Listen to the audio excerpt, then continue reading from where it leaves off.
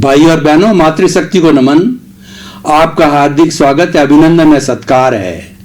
सनातन सत्य यह दृष्टि विज्ञान पर आधारित है। दृष्टि विज्ञान का अर्थ होता है रियल पुरुषार्थ।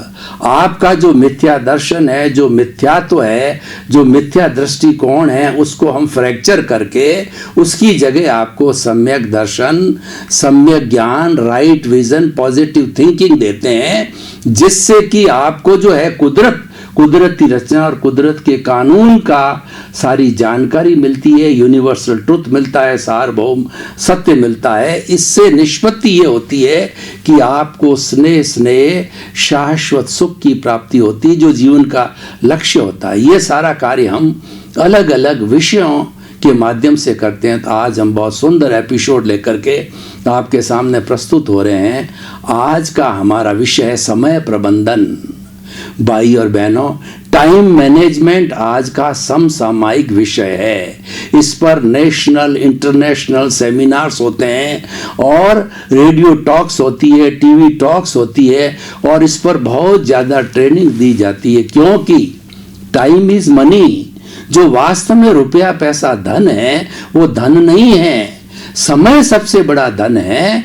क्योंकि समय के रहते रहते सब काम कर लिया जाता है तो वो हमारा काम सफल हो जाता है, और समय व्यक्ति लूज कर देता है तो व्यक्ति असफल हो जाता है। उदाहरण के तौर पर देखिए कि ट्रेन जो है कि एक ट्रेन टाइम के 1 मिनट बाद कोई व्यक्ति प्लेटफॉर्म पहुंचता है, ट्रेन चली जाती है तो उसको कितना कष्ट होता है। फ्लाइट के टाइम से 5 मिनट देरी से कोई व्यक्ति पहुंचता है तो क्या हालत होती है। एक बच्चा जो अपने एग्जामिनेशन का टाइम होता है उससे 10-15 मिनट लेट पहुंचता है तो उसको एग्जाम में नहीं बैठने दिया जाता है। किसी व्यक्ति को हार्ट की मेडिकल एड तुरंत मिलनी चाहिए, हॉस्पिटल भी पास में हो, और हमने आधा घंटा भर की देरी कर ली तो उसके क्या परिणाम हो सकते हैं। आप देखिए कि आप जो है 4 व्हीलर 2 व्हीलर चला रहे हैं और आपने टाइम का मैनेजमेंट नहीं किया, यानी आपने सिग्नल्स वगैरह का ध्यान नहीं रखा और आपने जल्दबाजी के अंदर जो है टर्न के ऊपर 2 व्हीलर 4 व्हीलर को बढ़ा दिया और नियमों का ध्यान नहीं रखा, तो आप जान सकते हो कि कितना बड़ा नुकसान हो सकता है। इसीलिए जीवन की सर्वप्रथम आवश्यकता है टाइम मैनेजमेंट है, और ये टाइम मैनेजमेंट सीखना हो तो ब्रिटिशर से सीखो। इसीलिए उसको ब्रिटिश टाइम कहा जाता है, और हमारा इंडियन टाइम बदनाम हो चुका है। ऐसा नहीं है कि सभी लोग समय का जो है जो कहना चाहिए पालन नहीं करते, लेकिन कुछ लोग पालन नहीं करते। खास तौर से हमारे नेता लोग हैं, वो टाइम की पंक्चुअलिटी नहीं होती है, या अन्य लोगों की वजह से हमारा हिंदुस्तान का टाइम मैनेजमेंट है वह बदनाम हो चुका। और ब्रिटिश टाइम बोलने का मतलब एक्यूरेट टाइम पे, चाहे कार्यक्रम हो, चाहे पहुंचना हो, चाहे कोई भी कार्य हो, वो एक्यूरेट टाइम पे किया जाता है। तो मेरे कहने का अर्थ है, जो समय प्रबंधन करता है, जो समय का मूल्य आंकता है, वह व्यक्ति जो है उसकी बहुत बड़ी क्वालिटी है। आप देखिए, ये कांट नाम के जर्मन जो है दार्शनिक हुए थे, उनके जीवन में इतनी पंक्चुअलिटी थी। जब वो मॉर्निंग वॉक को निकलते थे अपनी छड़ी घुमा करके, निक्कर पहन करके, तब लोग उनके जो है वो मॉर्निंग वॉक के टाइम से अपनी घड़ियां मिलाया करते थे। इतना उनका एक्यूरेट टाइम मैनेजमेंट और टाइम की पंक्चुअलिटी हुआ करती थी। इसीलिए अपने जन्म से जब हमारे को होश आ जावे, तब से हमको एक लक्ष्य बना करके और टाइम मैनेजमेंट के अनुसार चलना चाहिए। हमारे शास्त्रों में कहा गया है, क्षणं जान पंडिये, हे पंडित तुम एक क्षण भी खराब मत करो कि अगला सांस आए या न आए कोई भरोसा नहीं। शुभस्य शीघ्रम, जो कार्य अच्छा कार्य है और आप जिसको प्रायोरिटी देते हो उसको शीघ्र फर्स्ट प्रायोरिटी पे कर दिया जाना चाहिए, क्योंकि हमारा जो आयुष्य कर्म है वो फिक्स है, और उस आयुष्य कर्म से हमारी सांसों की संख्या निर्धारित होती है। तो जितना आयुष्य होता है, जितनी सांस हमको लेनी है, इसीलिए उसका नाम पड़ा लास्ट ब्रीथ। जब आयुष्य हमारा निर्धारित समाप्त हुआ और हमने लास्ट ब्रीथ ली और डॉक्टर को चेक कराया तो डॉक्टर कह रहा heart fail and now he is dead, he is a dead body. तो इसीलिए हमेशा समय का प्रबंधन हर जगह करना चाहिए, चाहे फ्लाइट पे जाना हो, चाहे ट्रेन में जाना हो, चाहे ऑफिस में जाना हो, चाहे उठना हो, चाहे सोना हो, चाहे खाने का समय हो, हर चीज के अंदर पंक्चुअलिटी होनी चाहिए। और दूसरा क्या है कि जिस समय के अंदर उसका समय पूरा हो जाता है तब वो हमको ये कहना चाहिए निशेषम, आज का कार्य संपन्न हो गया, कोई पेंडिंग है तो कल उस समय में देखा जाना चाहिए।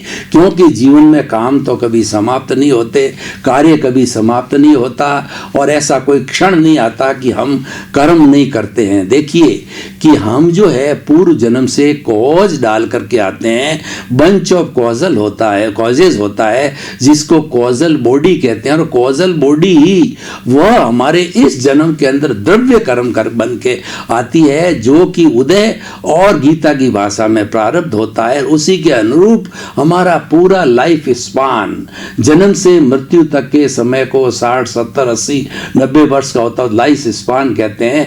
वो लाइफ स्पान है, वो मन वचन काया की 3 बैटरी हैं, वो डिस्चार्ज होती रहती है और जो कुछ निर्धारित है वह हम करते रहते हैं। उसके अंदर कई बार क्या होता है कि ये कहते हैं कि ये काम मैंने किया, ये मकान मैंने बनाया, सीए मैं बना और मेरे बच्चे को इंजीनियर मैंने बनाया, मेरे बच्चे को पैरों पर मैंने खड़ा किया। लेकिन भाइयों ये यूनिवर्सल ट्रुथ नहीं है। सनातन सत्य तो ये है कि इसके अंदर आप स्वतंत्र हो। आप जो कॉजल बॉडी लेके आए हो पिछले जन्म से, जो भाव डाल के आए और जन्म के अंदर वो द्रव्य कर्म बन रहा है, उसके अनुरूप चल रहा हो, तो उसके अंदर आपका कोई भी जो कहना चाहिए उसके अंदर बहुत बड़ा कंट्रीब्यूशन नहीं है। वो तो व्यवस्थित शक्ति करा रही है और हम जो है अपने अभिमान के वशीभूत होकर के अपने आप को कर्ता मान लेते हैं, जबकि वास्तव में इस दुनिया में कोई कर्ता होता ही नहीं है, कर्ता हो ही नहीं सकता है। पूरे विश्व के अंदर कोई कर्ता हो ही नहीं सकता है। कर्ता तो व्यवस्थित शक्ति, हर जीवित प्राणी निमित्त होता है और वह व्यवस्थित शक्ति जो है कई तरह के संयोग जुटाती है। द्रव्य, क्षेत्र, काल, भाव, काल, स्वभाव, कर्म, पुरुषार्थ, नियति, सचित और जैसे क्या है कि वो कहना चाहिए सजीव, निर्जीव और टाइम और स्पेस और मूव और कहना चाहिए रेस्ट, मोशन, ये सब सहायक तत्व है हमारी इस कुदरत के। और इसी से कुदरत की रचना होती है और उसी से कुदरत का कानून बनता है और उस कानून के तहत 84 लाख जीवा योनि के समस्त प्राणी जो कि इस धरती के ऊपर जन्म लेते हैं और अपना आयुष्य, निर्धारित आयुष्य के अनुसार, कर्मों के अनुसार अपना रोल अदा करते हैं। वो तो मात्र एक जो स्टेज पर अपना नाटक करने के लिए आए हैं। रंगमंच ये जगत है और कर्म खिलावन हार और नाना रूप बनाए के और चेतन खेलन हार। ये संसार है एक रंगमंच के समान है। इस पर जैसे कि रामलीला होती है, कोई राम बनता है, सीता बनता है, कोई लक्ष्मण बनता है, कोई हनुमान जी बनते हैं, अपना अपना रोल समय के अनुसार अदा करके वो चले जाते हैं। हम भी जितना हमारा आयुष्य कर्म होता है उतने दिन तक हम हमारा रोल अदा करके फिर चले जाते हैं, फिर नया जन्म लेते हैं और ये जन्म जन्मांतर में घूमते रहते हैं। टाइम मैनेजमेंट, अब टाइम मैनेजमेंट हमें करना है, लेकिन टाइम मैनेजमेंट में हमको प्राथमिकता किसमें देनी है ये भी हमें ध्यान देना है कि हमारे सामने 2 तरह के जगत है। एक जगत तो हमारा भौतिक जगत है, जो इंद्रियों का जगत है, जो व्यवहार का जगत है, जो हमारी आंखों के सामने है और वह हम भोग रहे हैं। वो तो हमारे पिछले जन्म के कॉजेज का इफेक्ट है। वो हमारे जो कुछ भी भाव कर्म है उसके द्रव्य कर्म रूप के अंदर वो हमारा प्रारब्ध और वो हमारा उदय भाव है, उसके अंदर हमारा विशेष कोई कंट्रीब्यूशन नहीं है। ये तो है कॉज एंड इफेक्ट के नियम से चलता है और ये चलेगा। इसको कोई रोक नहीं सकता है, क्योंकि एक बार जो कॉज डल गया उसका इफेक्ट अवश्य आएगा। ये सृष्टि का शाश्वत नियम है, कुदरत का ये जो यूनिवर्सल ट्रुथ है, सार्वभौम सत्य और सनातन सत्य है। तो भाई और बहनों, हमारा टाइम मैनेजमेंट किस में होना चाहिए? तो व्यवहार जगत के टाइम मैनेजमेंट की तो मैंने बहुत की है।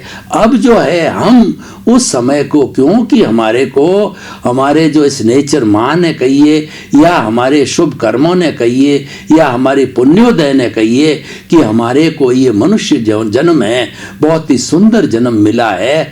तो इस जन्म को सफल बनाने के लिए भी थोड़ा टाइम मैनेजमेंट करना चाहिए। ये जन्म सफल कैसे हो, उसके लिए देखिए कि आखिर आप जो है गहराई में जाकर के चिंतन करो कि मैं कौन हूँ, मैं कहाँ से आया हूँ और मुझे कहाँ जाना है। जो प्योरली मैं हूँ, I minus my is equal to pure soul. जो हमारा आई है, ये जिसके साथ के अंदर मेरा जुड़ गया, मेरा घर, मेरा परिवार, मेरा धन, मेरा दौलत, मेरे बाल बच्चे और जो मेरी धन संपत्ति, ये इसके साथ में जुड़ गया और अशुद्ध हो गया, तो ये आई प्लस माई हो गया और ये इम्प्योर सोल हो गया। अब इसमें से टाइम मैनेजमेंट क्या करना है कि माई को भूल जाओ। जो ही आपने I is equal to my किया तो प्योर सोल हो जाएगा। तो टाइम मैनेजमेंट है, माई को भूलने में लगाओ और उसके साथ साथ में आई को पहचानने में लगाओ। आई को पहचानने के अंदर जो है कोई भी कार्य नहीं किया जाता है, वो तो रियल पुरुषार्थ है। और उस पुरुषार्थ को करने के लिए हमें अपने निज स्वरूप का मात्र अनुभव करना है। देखिए, रियल पुरुषार्थ में करने का कुछ नहीं होता है, रियल पुरुषार्थ में तो अनुभव का होता है। अपना जो अस्तित्व है, अपना जो एग्जिस्टेंस है, उस एग्जिस्टेंस के अंदर बने रहना। हमारे जो है साथ में, क्योंकि ये कॉजल बॉडी लगी हुई है, वो भी साथ साथ में चल रही है, तो वो हमारे एग्जिस्टेंस पे हम जाने का जो ही प्रयास करेंगे वो हमारा हाथ खींचेगी। हमारे एग्जिस्टेंस को बताने वाली हमारी प्रज्ञा का जगत है। और प्रज्ञा जागृत कब होती है? जब सदगुरु से, ज्ञानी पुरुष से हमको ज्ञान मिलता है, तभी हमारे जीवन का सही टाइम मैनेजमेंट होता है। और जब तक गुरु नहीं मिलता है, जब तक जो प्रत्यक्ष ज्ञानी पुरुष नहीं मिलता है, तब तक हमारा इस तरफ जो है प्रयाण नहीं होता है। इसीलिए कहा गया है कि गुरु गोविंद दाऊ खड़े और काके लागू पाए, बलियारी गुरु आपनी और गोविंद दियो बताए। गुरु बिना ज्ञान नहीं होता है। इसीलिए जो है गुरु और गोविंद मन हरि भगवान खड़े हैं दोनों। तो जो भक्त कहता है कि मैं तो पहले गुरु का चरण वंदन करूंगा, क्योंकि गुरु की वजह से ही मुझे जो है भगवान के दर्शन हुए हैं। तो गुरु को जो है एक ज्ञान का दर्जा दिया गया। गु का मतलब अंधकार, रू मतलब दूर करने वाला। गुरु वह व्यक्ति होता है, वह टीचर होता है जो अज्ञान रूपी अंधकार को दूर करता है। एक छोटा सा जो है मिट्टी का दिया, उसको जला दिया जाता है और सदियों का घना तिमिर हो, उस तिमिर को वह हर लेता है, क्योंकि दीपक स्व पर प्रकाशक होता है। और जिसकी हम जो पाने की इच्छा रखते हैं, जिसको पाने के बाद में कुछ भी पाना नहीं हो शेष रहता है, क्योंकि उसको पान लेने के बाद में शाश्वत सुख, अक्षय सुख की प्राप्ति हो जाती है। फिर कोई तरह का उसके बाद में दुख रहता ही नहीं है। अभी हमारा जो वर्तमान जीवन है, एक सुख आया और जितना उसका संयोग है, उस संयोग के साथ रह करके, और जो ही उसका वियोग हुआ, क्योंकि साथ में वो वियोग लेके आता है, तो वियोग होते ही फिर दुख आ गया, फिर सुख आ गया। हम सुख और दुख के जो है इन पालों में, इन जो है तराजुओं के अंदर ये जो है इधर से उधर झूमते रहते हैं। तो हमें बड़ा कष्ट होता है कि ये क्या जिंदगी है, कभी सुख कभी दुख। कभी तो जब सुख आता है तो हम फूल जाते हैं, और दुख आता है तो हम डिप्रेशन के अंदर चले जाते हैं। इसीलिए कबीरदास जी ने बहुत सुंदर कहा कि जो दुख में सुमिरन सब करे और सुख में करे न कोई, जो सुख में सुमिरन करे तो दुख काहे का हो। यानी जब आदमी की नॉर्मल पोजीशन हो, जब नॉर्मली व्यक्ति प्रसन्नता की अवस्था में हो और उस समय में प्रभु यानी अपना एग्जिस्टेंस, प्रभु यानी प्योर आई, प्रभु यानी भीतर विराजमान शुद्ध आत्मा भगवान, जिसकी कृपा से हम बोल रहे हैं, जिसकी कृपा से हम खा रहे हैं, जिसकी कृपा से हम सब तरह का पुरुषार्थ जो हम कहते हैं रिलेटिव पुरुषार्थ है वो सारा कर रहे हैं, वो सारा रिलेटिव है। संसार का जितना भी पुरुषार्थ है वो सारा रिलेटिव पुरुषार्थ है। रियल पुरुषार्थ दृष्टि विज्ञान है। दृष्टि विज्ञान का मतलब यह है कि आप जो वर्तमान आपका पद है कि मैं तो सोहनराज हूं, इस पद को बदल करके मैं शुद्ध आत्मा हूं। सीट जब बदल जाती है तब दृष्टि विज्ञान लागू होता है। हम जड़ के पाले से हम चेतन के पाले में आ जाते हैं, तब हमारा दृष्टि विज्ञान होता है। मैं कौन हूं जब इसकी जो है हमें जानकारी हो जाती, ज्ञान हो जाता है, तब मैं अपने स्वयं के पाले में आता हूं। अज्ञान से ज्ञान की ओर जाते ही स्वयं का अस्तित्व जो है प्रारंभ हो जाता है। मैं मेरे घर के अंदर आ जाता हूं और घर में जो व्यक्ति रहता है बहुत सुरक्षित महसूस करता है और सुरक्षित रहता है। इसलिए भाई और बहनों, किराए का मकान जो शरीर है इसको अपना मत मानो और अनादि अनंत काल से जो आपका खुद का मकान है, जो कि आपका जो भगवान है, आपका हरि है, उसकी शरण में जाओ, उससे बात करो, उससे चीत करो और उसका स्मरण करो, उसके गुणों की माला फेरो, उसकी भजना करो। इसका नाम दृष्टि विज्ञान है। ये सारा कार्य प्रज्ञा करवाती है और ये प्रज्ञा जो है ज्ञान लेते ही जो है हमारी जो भीतर विराजमान मूल स्वरूप में शुद्ध आत्मा भगवान है वह अक्रिया है, उसके शरीर नहीं है। लेकिन जो है ज्ञान की प्राप्ति से जो है भाव सत्ता आत्मा की जागृत होती है, वो प्रज्ञा है। वो प्रज्ञा आपका मोक्ष की प्रतिनिधि है।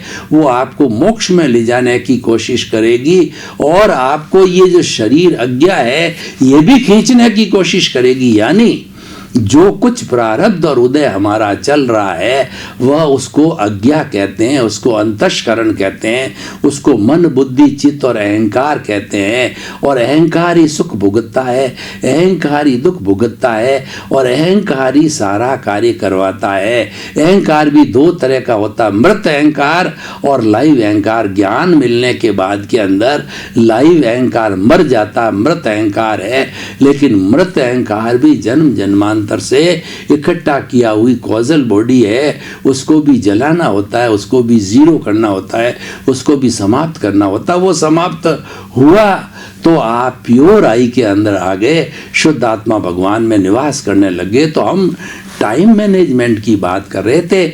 इसके दो रूप है, एक बाहरी जीवन का टाइम मैनेजमेंट जिसकी हमने बहुत व्याख्या की, और उसके बाहर के टाइम मैनेजमेंट के साथ में हम आपको बताना चाहते हैं कि आप मैनेजमेंट करिए टाइम मैनेज का, प्रतिदिन का, फिर वीक का, और उसके बाद में फोर्टनाइट का, फिर मंथली और फिर ईयरली।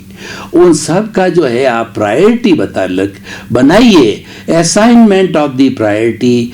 एक दिन में अगर आपको 10 काम करने हैं तो 10 काम की सूची बनाइए और वो प्रायोरिटी वाइज कि सबसे पहले जो है शुभस्य शीघ्रम करने वाला कौन सा कार्य है वो पहले किया जाना चाहिए। और इस तरीके से दूसरी प्रायोरिटी, तीसरी प्रायोरिटी, चौथी प्रायोरिटी और पूरी प्रायोरिटी दिन भर नहीं होती है तो नेक्स्ट डे के अंदर फिर उसकी नई प्रायोरिटी बनाइए।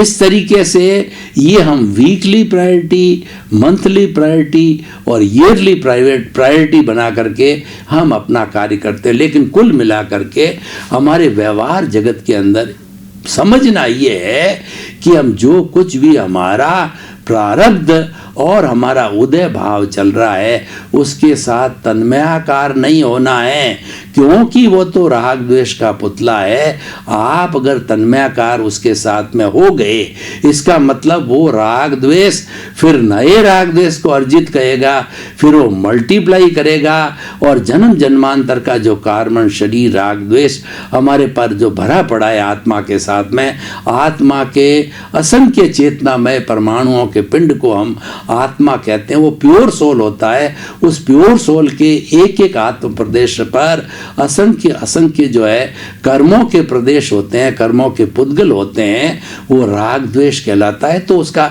घनत्व, उसका वॉल्यूम और बढ़ा देते हैं, जबकि हमारा लक्ष्य है कि उसका वॉल्यूम घटाना है। उसका वॉल्यूम घटाने का मतलब हमारे में हर क्षण समता भाव आना चाहिए। ये समय का सबसे बड़ा बेस्ट टाइम मैनेजमेंट है कि आप जो है भीतर विराजमान प्रभु से प्रार्थना करो टाइम मैनेजमेंट के लिए कि हे मेरे भीतर विराजमान शुद्ध आत्मा भगवान, मुझे ऐसी शक्ति दो, जागृति दो कि मेरा राग द्वेष घटता रहे और इसकी प्रतिरोधात्मक शक्ति संभाव बढ़ता रहे।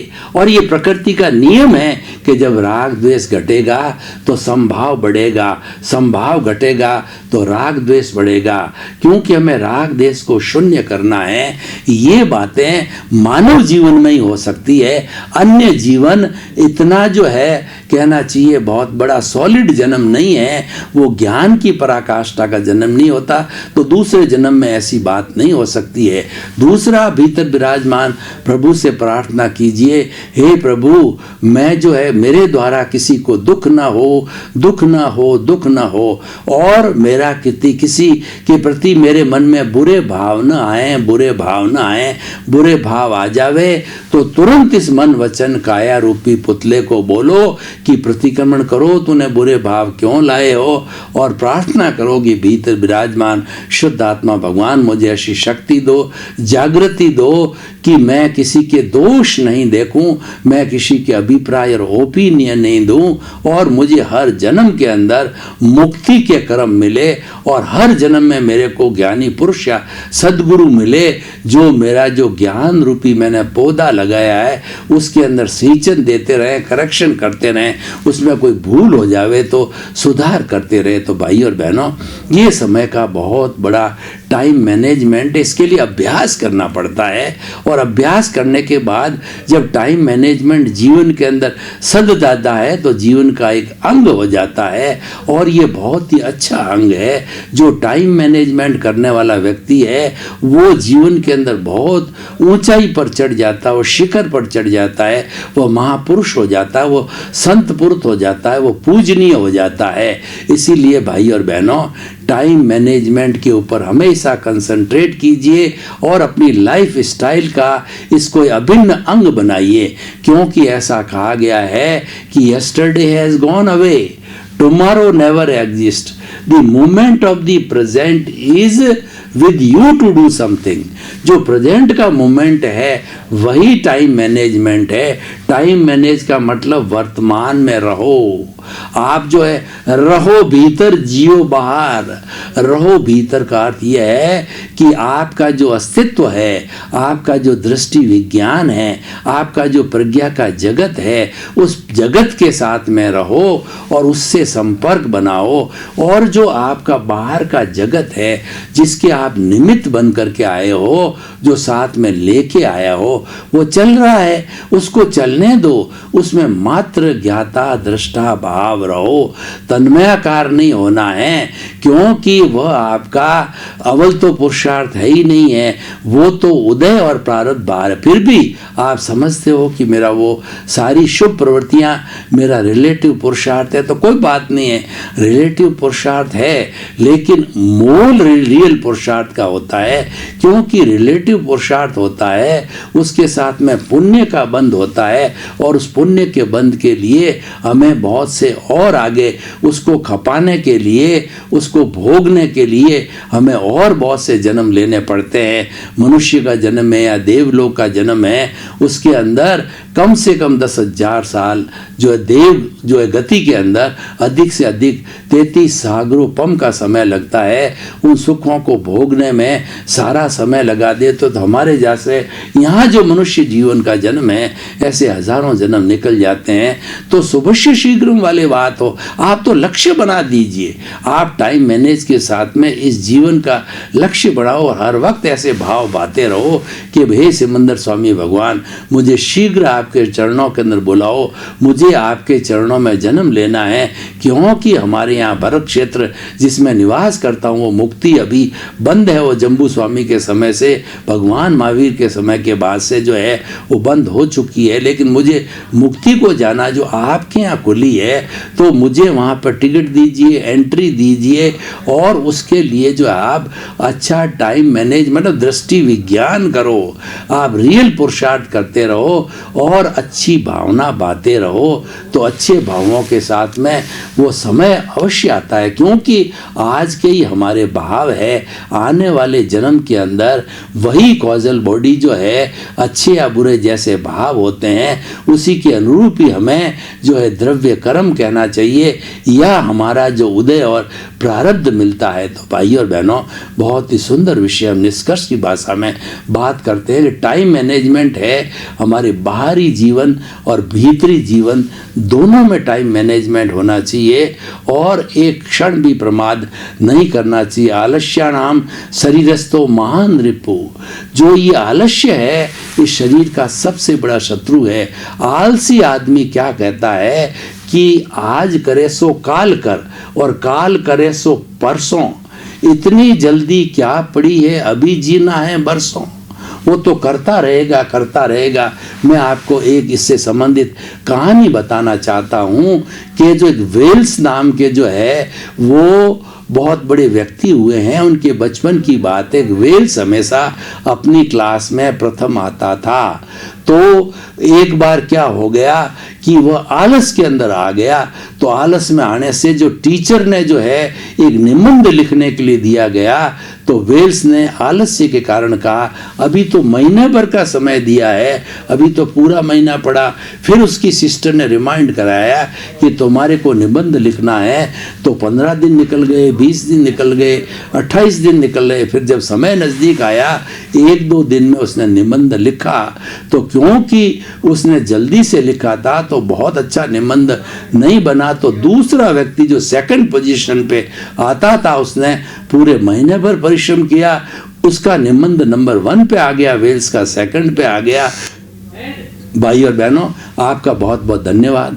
आप हमारा सनातन सत्य कार्यक्रम देखते रहिए। सनातन सत्य कार्यक्रम आपको दृष्टि विज्ञान देता है, आपको रियल पुरुषार्थ कराता है, आपको यूनिवर्सल ट्रुथ देता है, सार्वभौम सत्य बताता है, जीवन की अल्टीमेट रियलिटी बताता है। और वो रियलिटी के बाद में आपको अनुभव होगा कि धीरे धीरे मुझे परमानेंट सुख की ओर मैं प्रयाण कर रहा हूँ, ब्लिस की ओर जा रहा हूँ। इसी क्रम में आपका जीवन आनंदमय और मंगलमय हो। आपके प्रति बहुत बहुत शुभ।